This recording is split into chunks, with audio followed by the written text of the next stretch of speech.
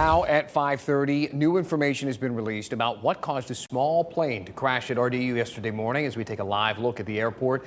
Boy, a much different scene than we were seeing yesterday. Thank you for joining us. I'm Dan Haggerty. And I'm Lena Tillett. Today, the FAA released a report saying the plane bounced off the runway during landing. A UNC health physician and pilot were on board. The FAA report saying the pilot's injuries are serious. However, he is expected to recover.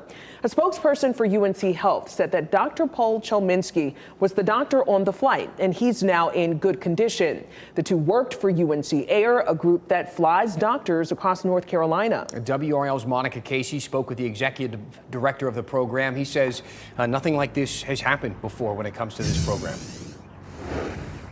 Yeah, Dan, that's right. That pilot was taking a UNC doctor to and from Wilmington as part of a 50-year mission working toward equity in healthcare across our state.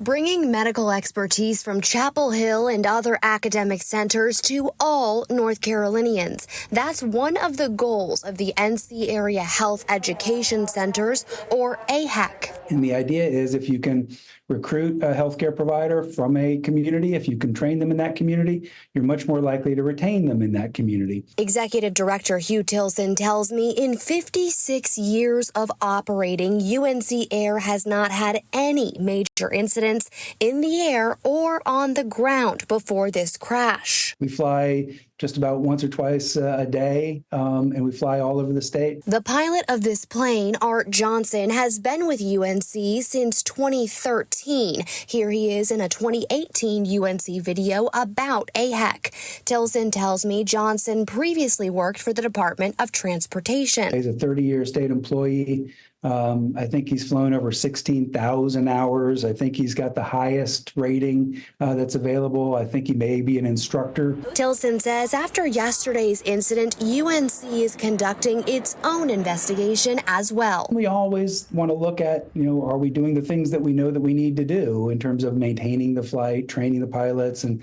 I had a great conversation with our leadership, and all of the training is up to date. All the mechanics logs are up to date.